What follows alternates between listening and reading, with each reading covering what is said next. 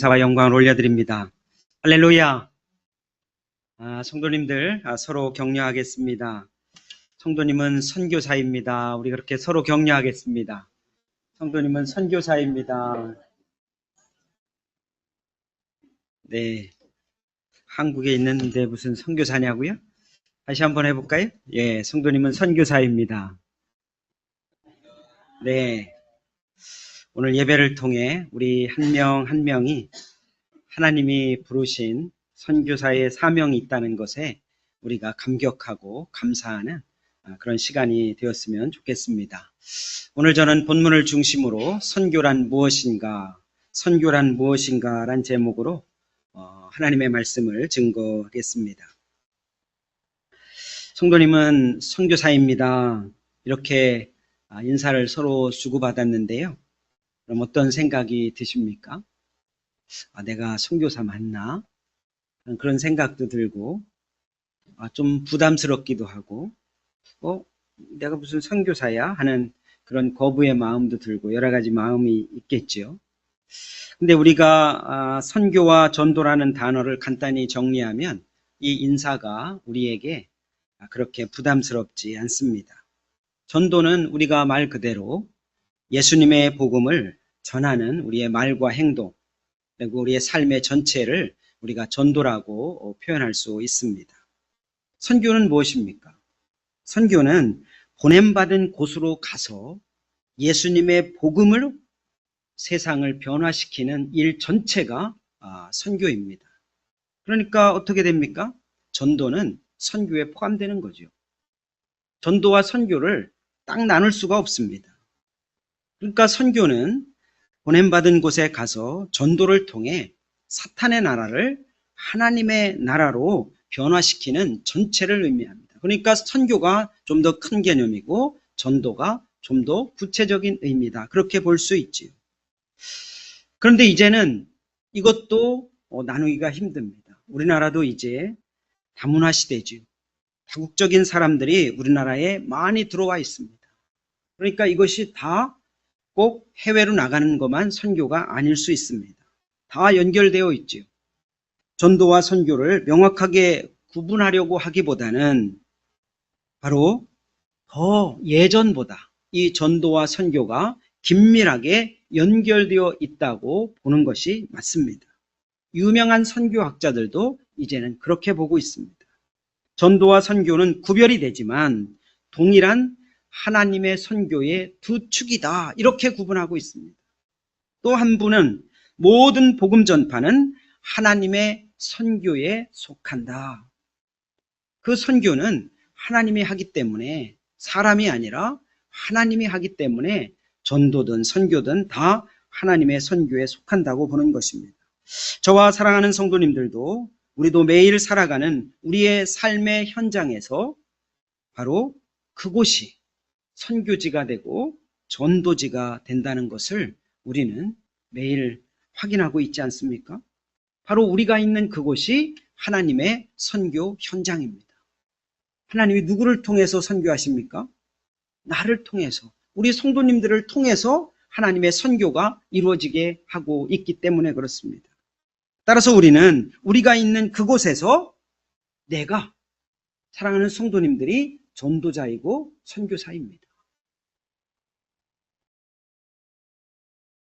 이렇게 자신이 살아가는 곳, 자신이 있는 곳에서 누가 제일 먼저 전도와 선교를 하셨습니까? 그분이 누굽니까? 예수님이십니다. 예수님이세요. 예수님은 요한복음 1장 14절 말씀과 같이 말씀이 육신이 되어서 이 땅에 오셨죠. 즉 하나님이 사람의 몸을 입고 이 땅에 오신 분이 예수님이십니다. 이렇게 세상 가운데 예수님은 하나님의 보내심을 받고 이 땅에 오셨어요. 근데 예수님이 이 땅에 왜 오셨을까요? 군림하러 오셨나요? 예수님은 단 한 번도 군림하신 적이 없습니다. 예수님이 왜 오셨습니까? 요한복음 3장 17절에 분명히 말씀하십니다. 하나님이 그 아들을 세상에 보내신 것은 세상을 심판하려 하심이 아니오 그로 말미암아 세상이 구원받게 하려 하심이라. 할렐루야. 하나님이신 예수님은 이 누추한 사람의 몸을 입고 이 하나님의 보내심을 받고 이 땅에 오신 예수님은 이 땅에 오셔서 굴림이 아니라 섬기고 사랑하고 보살피고 그들을 위해서 기도하시면서 구원받게 하기 위해서 예수님은 이 땅에 오셨다고 분명히 말씀하고 계시죠. 그래서 예수님은 가만히 계신 적이 없습니다. 가만히 계시지 않았어요. 그 한 가지 예로 보면 마태복음 4장 23절에 보면 예수께서 온 갈릴리를 두루 다니시면서 굴림했다가 아니라 그 누추한 사람들에게 복음을 전하셨다. 복음을 전파하셨다. 이렇게 말씀하고 계십니다. 예수님께서도 전도하시고 선교하신 것입니다. 갈릴리에서만 하신 게 아니죠. 온 이스라엘 땅을 두루 다니시면서 다 하신 것을 우리가 잘 알지 않습니까? 예수님도 전도하시면서 보내심을 받은 사명을 완수하기 위해서 선교회사의 모습을 예수님은 생애 내내 보여주신 분이 바로 예수님이십니다. 그런 다음에 예수님이 이제 부활하시고 승천하시면서 예수님이 육체로 이 땅에 계시지 않습니다. 물론 영으로 우리와 함께 계시지만 예수님이 육체로 이 땅에 계시지 않은 그 예수님이, 그러면 예수님이 하셨던 그 전도, 예수님이 하셨던 그 선교를 누구에게 맡기셨죠? 누구에게 맡기셨습니까? 누구에게 맡기셨어요? 우리에게 맡기셨습니다. 우리에게 맡기셨어요. 우리에게. 마태복음 28장 19절과 20절에 보면 그러므로 너희는 가서 모든 민족을 제자로 삼아 아버지와 아들과 성령의 이름으로 세례를 베풀고 내가 너희에게 분부한 모든 것을 가르쳐 지키게 하라. 볼지어다 내가 세상 끝날까지 너희와 항상 함께 있으리라 하시니라. 아멘, 아멘. 너희가 누굽니까? 너희가 누구예요? 너희가 납니다. 성도님들입니다. 제자들입니다. 요한복음 20장 21절에서는 아버지께서 나를 보내신 것 같이, 하나님이 예수님을 보내신 것 같이 나도 너희를 보낸다. 너희가 누굽니까?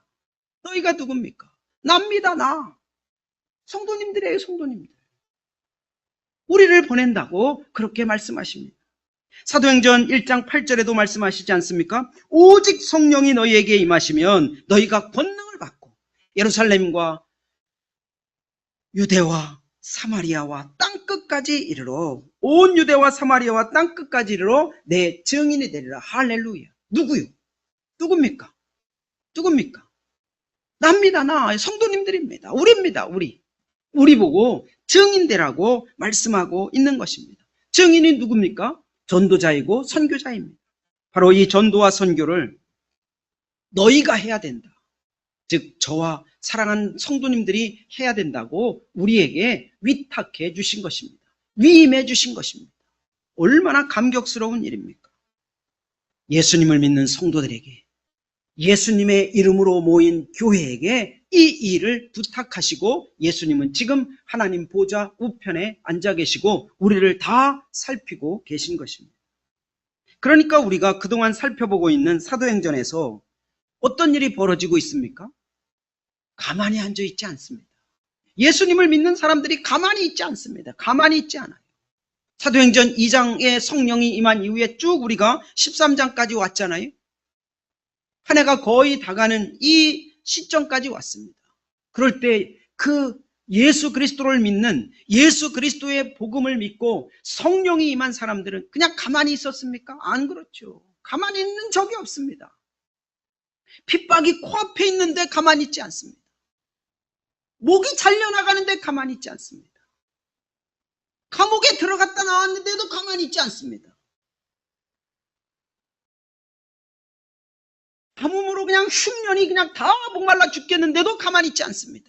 그 예수님의 복음이 얼마나 능력 있는지 그걸 전하고, 그것을 자기 동네에서만 전하지 않고 이웃 동네로 위로 아래로 다니면서 선교사의 사명을 감당하는 모습을 우리가 사도행전에서 만나고 있는 것입니다. 예수님을 믿고 처음 성령이 임했던 그 예루살렘 교회만 그랬다면 우리는 안 해도 될 것 같습니다. 예루살렘 교회만이 아니다. 우리가 계속 몇 주 동안 살펴보는 안디옥 교회도 똑같은 그 모습을 볼 수 있습니다. 오히려 더 그 모습이 가면 갈수록 강력해지는 것을 우리가 볼 수 있지요. 저와 사랑하는 성도님들이 우리가 있는 곳에서 예수님을 따라 선교사이고 전도자들로 우리가 살아야 된다는 것을 분명히 말씀을 통해 우리는 확신할 수 있는 것입니다. 그럼 우리가 어떻게 해야 될까요? 이것이 오늘 우리가 중요하게 생각해 봐야 될 일입니다. 하나님이 보내신 선교사로 선교사의 마음으로 사는 것이 우리가 마땅합니다. 우리가 선교사로 그리고 전도자로 사는 마음이 과연 어떤 모습인가? 우리가 본격적으로 이제 선교가 시작되는 이 안디옥 교회가 우리에게 중요한 교훈들을 주고 있습니다. 우리가 선교사라는 마음을 가지고 오늘은 선교사를 최초로 보낸 안디옥 교회를 통해서 선교가 과연 무엇인가? 이것을 우리가 함께 생각해 봤으면 좋겠습니다. 지금은 논문을 발표하는 시간이 아닙니다. 그냥 말씀에 있는 것을 우리가 교훈받고 실천하면 됩니다. 선교란 무엇인가?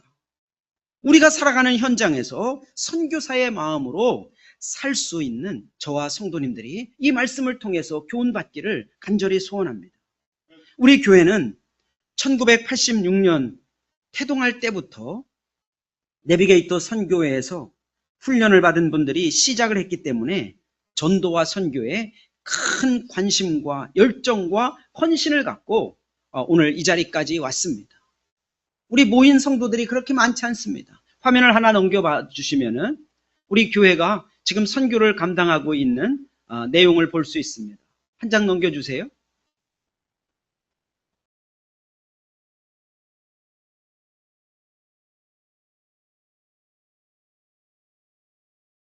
없습니까? 네, 죄송합니다. 잘못됐군요. 네. USB에 있는 거 한 PPT 한번 다시 띄워볼래요? 네, 어쨌든 우리 교회가 동역하고 있는 세계의 선교사님들 그리고 국내 선교단체들이 여러 가운데 있습니다. 너무 감사한 일이죠.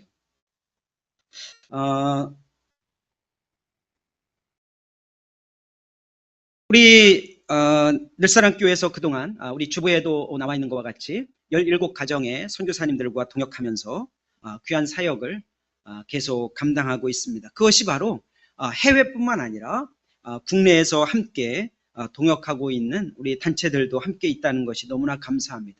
놔두십시오. 아울러 다음 주에는 우리 교회가 이웃사랑 잔치도 하는데요. 우리가 선교가 무엇인가 하는 오늘 선교 주제는 이웃사랑 잔치를 앞두고 우리가 다시 한번 깊게 생각하고 또 도전하게 하는 그런 기회가 된다고 생각을 합니다. 우리가 기도하고 있는 VIP, 오늘 저희들이 나눠드린 우리 명단을 보면은 VIP들, 하나님이 정말 구원받기를 원하는 VIP들 명단이 나눠드린 명단에 있습니다.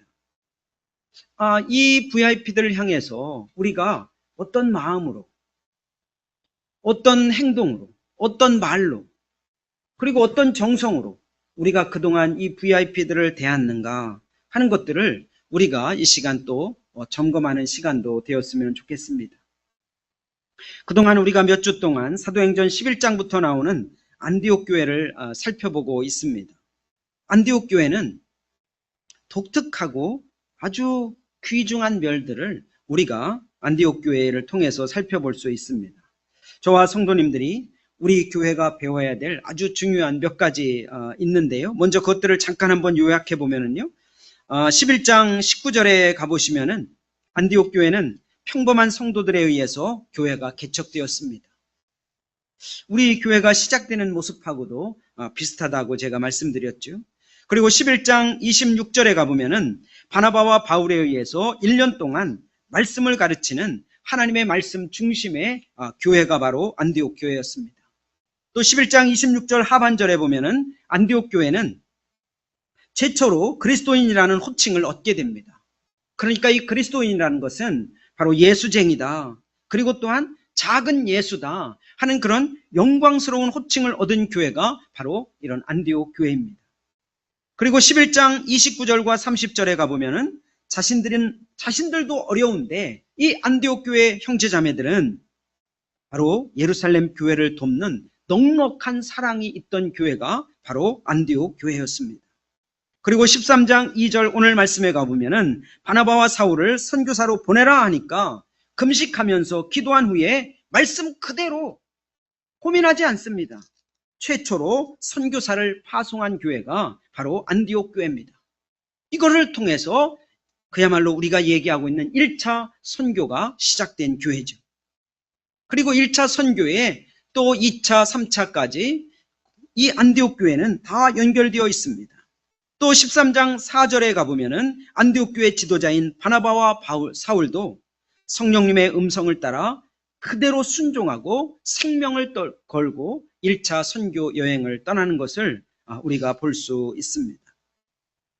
이런 안디옥 교회의 모습을 한번 다시 정리해 보면은요, 최초라는 단어가 많이 들어갑니다. 최초로 성도들이 교회를 개척했고, 이 안디옥 교회는 최초로 성경 공부를 1년 동안 함께 했고, 최초로 그리스도인이라는 호칭을 얻었고, 이 최초로 이루어지는 그 아름다운 열매가 결국 뭐로 맺어집니까? 최초로 선교사를 파송하는 교회가 바로 안디옥 교회입니다. 참 아름답죠. 따라서 우리가 안디옥 교회를 통해 선교가 과연 무엇인가, 이것을 우리가 생각해 볼 수 있는 것입니다. 최초로 일어났던 여러 일들이 함께 묶여져서 최초로 선교사를 파송한 아름다운 열매가 맺힌 교회가 안디옥 교회이기 때문에 그렇습니다. 선교란 무엇일까요? 우리 사랑하는 형제자매님들은 선교란 무엇이라고 생각합니까? 선교가 무엇입니까? 선교는 주님의 명령을 따르는 것이 선교입니다. 복잡하지 않습니다. 주님의 명령을 그대로 따르는 것이 선교입니다.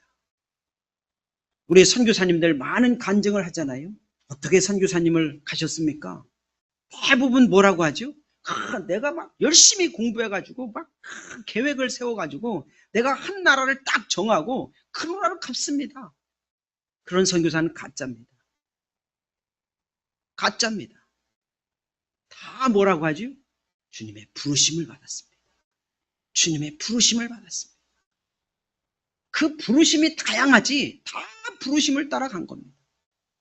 오늘 2절과 4절에도 나오지 않습니까? 성령님이 이르시는 말씀을 단순하게 그대로 따르고 있는 것이 바로 선교의 첫걸음이었다 하는 것을 알 수 있습니다. 사람들은 죄인입니다.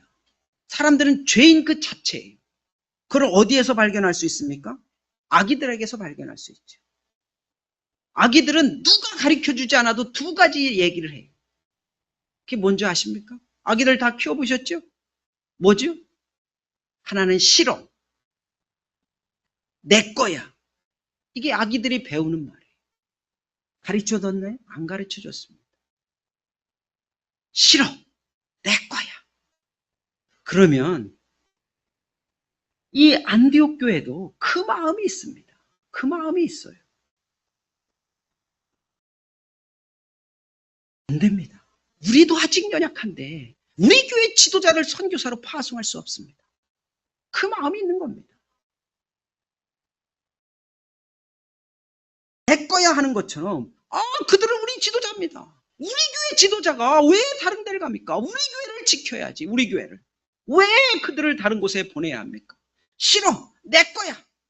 이 마음이 누구에게나 있습니다. 그런데 안디옥 교회는 성령님을 통해 주시는 주님의 명령을 그대로 따릅니다. 그대로 따라요. 이게 선교입니다. 이게 선교예요.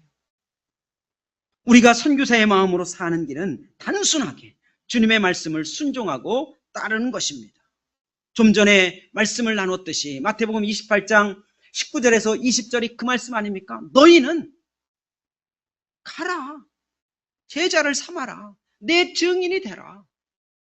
사도행전 1장 8절에서도 말씀하지 않습니까? 내 있는 곳에서뿐만 아니라 그냥 온 유대와 사마리아와 땅끝까지 가라. 이렇게 증인이 되라. 그것에 그냥 우리가 따르는 것입니다. 나는 성령님이 나에게 아무 말씀도 안 해줬는데요. 이미 다 해주셨습니다. 이미 다 해주셨어요. 우리가 매일 아침 일어나 우리가 삶의 현장으로 나가는 그곳이 나의 선교지가 되는 것입니다. 그곳에 가서 무엇을 하라고 합니까? 일만 하루 종일 열심히 하면 내 승진하고 월급 올라가겠지요. 그렇지만 우리는 한 가지를 놓치는 겁니다. 내 증인이 되라. 선교해라. 전도해라. 이 주님의 명령은 잃어버린 것입니다. 사도행전 1편, 그것이 바로 누가복음이죠. 누가복음에서 이제 마무리할 때 예수님이 똑같이 말씀하십니다. 제가 읽어보겠습니다. 누가복음 24장 46절에서 48절입니다. 또 이르시되 이같이 그리스도가 고난을 받고 제3일에 죽은 자 가운데 살아날 것과 또 그의 이름으로 죄사함을 받게 하는 회개가 예루살렘에서 시작하여 모든 족속에게 전파될 것이 기록되었으니 너희는 이 모든 일의 증인이라. 할렐루야. 증거인은 이 모든 일의 증인이라. 여기에 자기의 이름을 한번 넣어보십시오. 자기 이름을 한번 넣어보십시오. 지금 시작. 시작. 진권이는 이 모든 일의 증인이라. 어디에서요? 교회에서만요? 집에서만요? 어디에서요? 우리의 삶의 모든 곳에서요. 그 말씀을 따르는 게 선교의 시작이라 믿습니다. 저와 사랑하는 성도님들이 우리 있는 곳에서 증인으로 사는 것이 선교사입니다. 이미 우리에게 그 말씀을 해주셨습니다. 그 말씀을 그냥 단순하게 따르는 겁니다. 어렵지 않아요. 예수님이 십자가에 죽으셨대. 예수님은 부활하셨대. 그걸 믿으면 구원받는데 죽어도 산대. 그걸 전하면 됩니다. 그게 선교사예요. 그게 선교사입니다. 저와 사랑하는 성도님들이 이 명령을 단순하게 따를 수 있기를 축복합니다. 그리고 선교는 무엇일까요? 선교는 가장 귀한 것을 드리는 것이 선교입니다. 가장 귀한 것을 드리는 것이 선교예요. 우리가 잘 알지 않습니까? 우리나라에 오셨던 선교사님들은 어떤 분들이었습니까? 쓰레기 줍던 분들이 왔나요?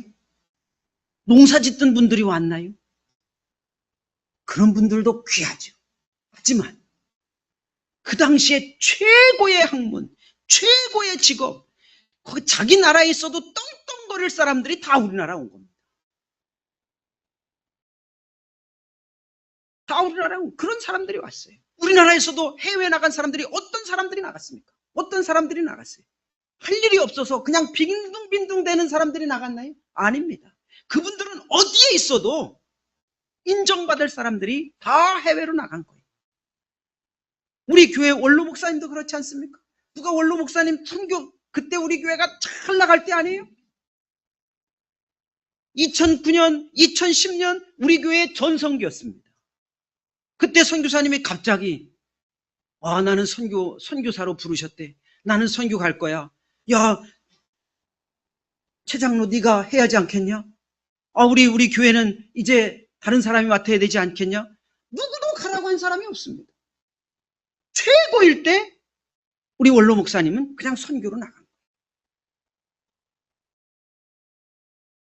선교의 시작은, 선교는 가장 귀한 것을 드리는 것이 선교입니다. 오늘 말씀 2절과 4절에서도 보십시오. 안디옥 교회에서 누구를 보냅니까? 안디옥 교회에서 누구를 보냈어요? 바나바와 사울을 보낸 겁니다. 최고로 귀중한 사람을 보낸 겁니다. 최고로 그 교회에서 최고로 귀중한 사람을 보낸 거예요. 아직 어린 교회였지만 자기 교회의 유익보다 하나님 나라의 큰 그림을 먼저 붙잡은 겁니다. 먼저 붙잡은 거예요.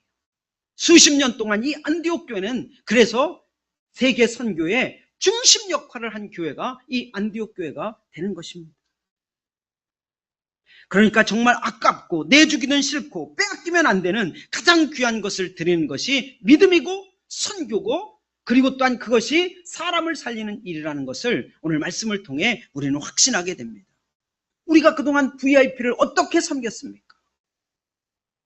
내가 다 쓰고 남은 시간 그쪽에서 섬겼다. 그것도 귀중하죠. 그렇지만 하나님이 기쁘게 여기시지 않습니다. 내 열정 다 쓰고 힘이 없을 때 조금 남은 것 같고 썼다. 하나님이 기뻐하시지 않습니다.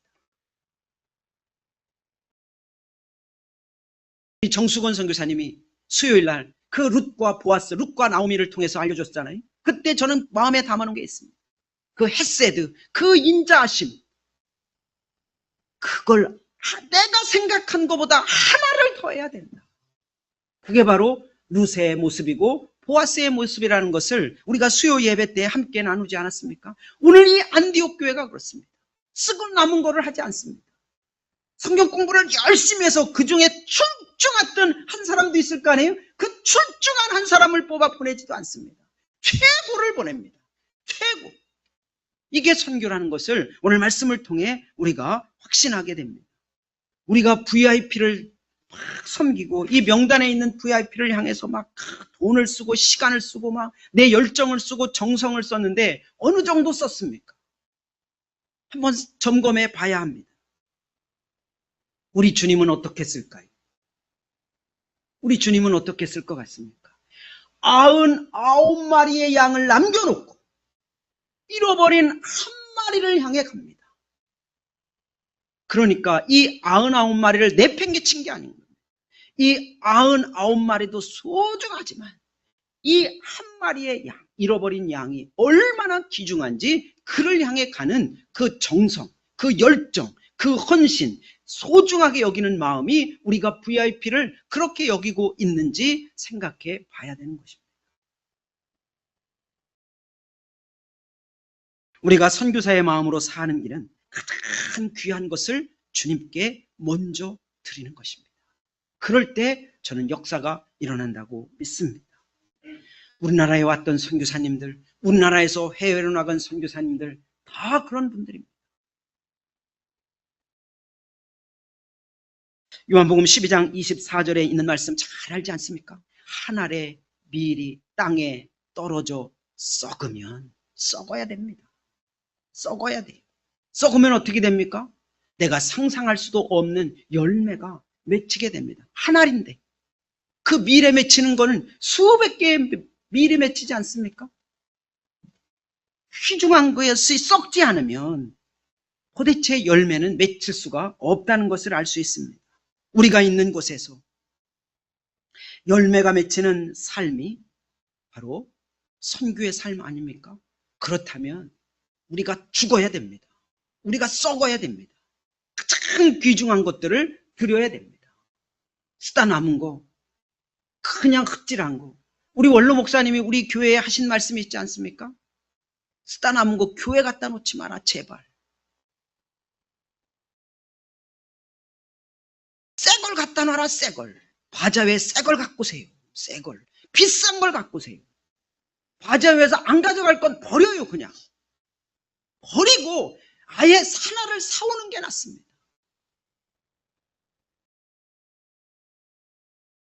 그럴 때 역사가 일어난다고 저는 믿습니다. 그게 선교고 그게 주님의 일입니다. 또한 선교는 무엇입니까? 선교는 하나님의 말씀으로 사람을 살리려는 사랑입니다. 사랑이에요. 선교사로 파송된 바나바와 사울은 오늘 5절과 7절을 보면은 하나님의 말씀을 갖고 그걸 막 여기저기 다니면서 전합니다. 여기저기. 5절에 보면 어떻게 전합니까? 지금 자기들이 1년 동안 가리켰던 안디옥을 떠난 거예요. 객지죠.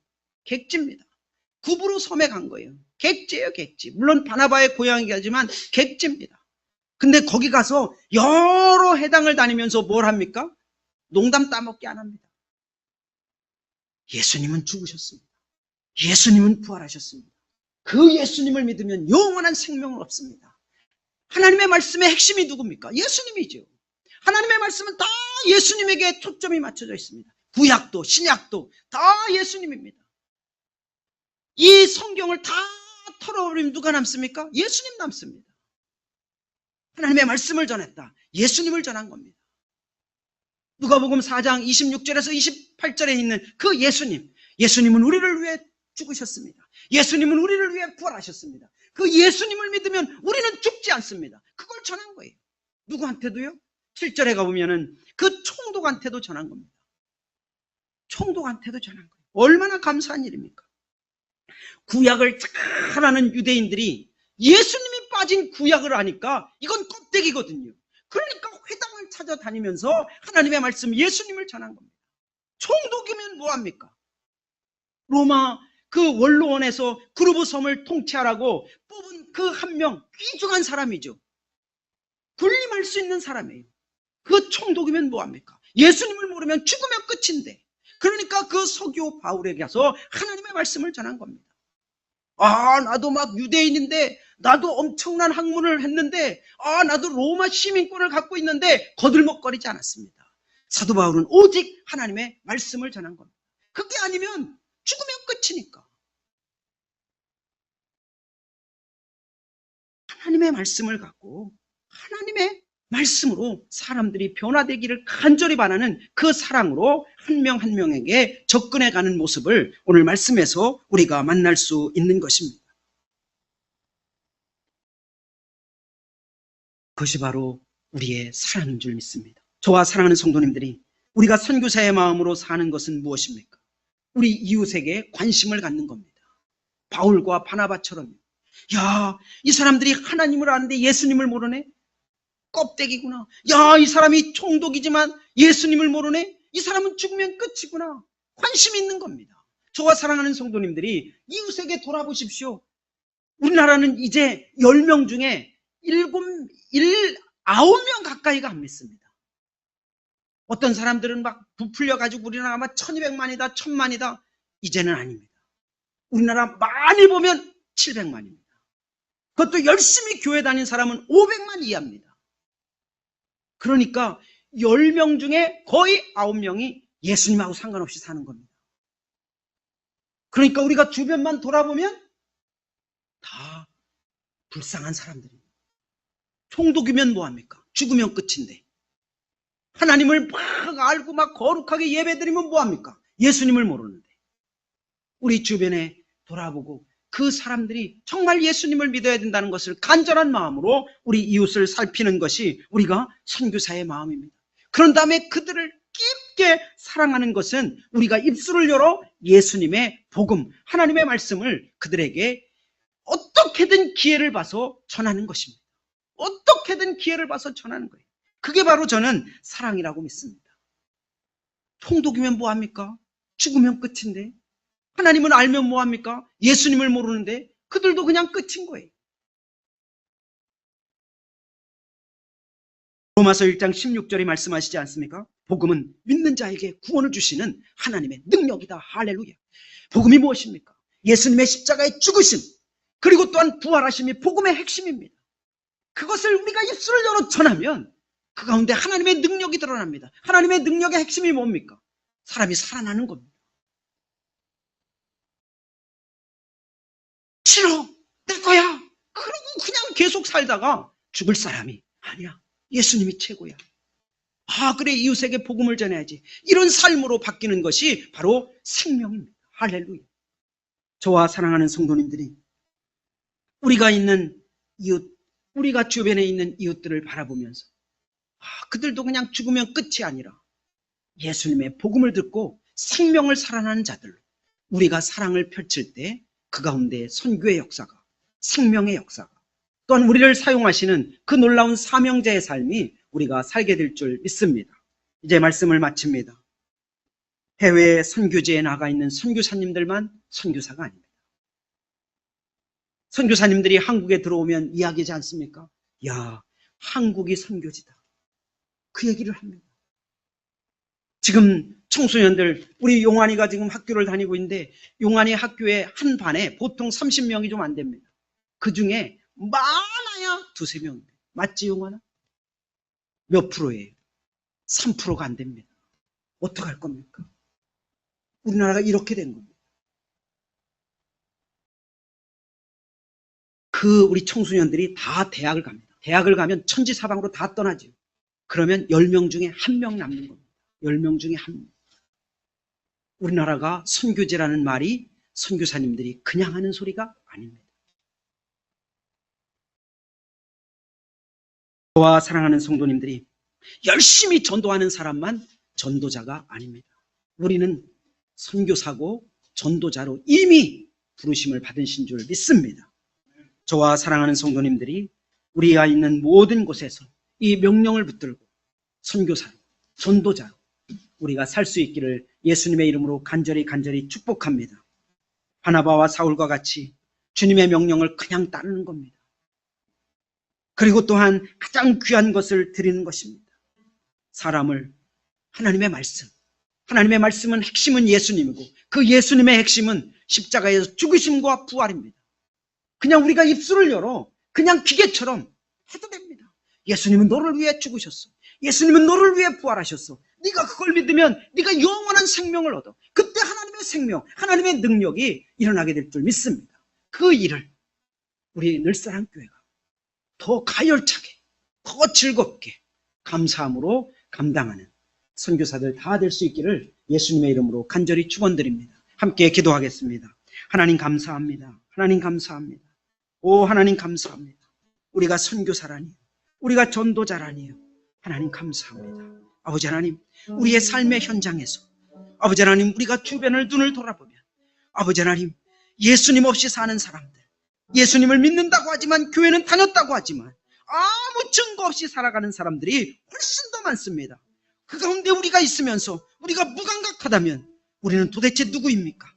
아버지 하나님, 우리가 선교사로 마땅한 사명을 품고 정체성을 드러내며 숨어있지 않고 예수 그리스도를 믿으세요.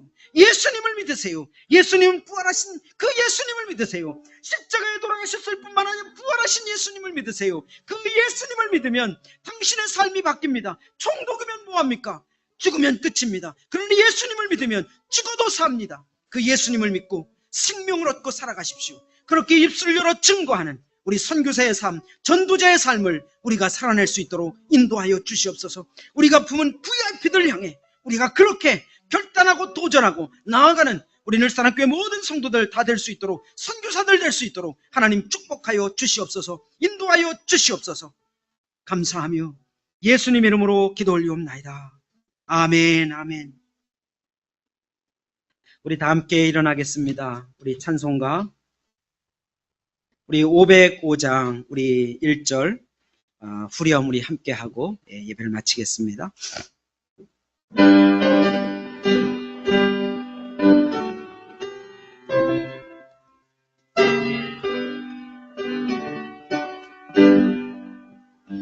온 세상 위하여 나 복음 전하리. 만 백성 모두 나와서 주 말씀 들으라. 죄증에 빠져서 헤매는 자들아, 주님의 음성 듣고서 너 구원 받아라. 전하고 기도해 매일 증인 되리라. 세상 모든 사랑 다 듣고 그 사랑 알고 전하고 기도해 매일 증인 되리라. 세상 모든 사랑 다 듣고 그 사랑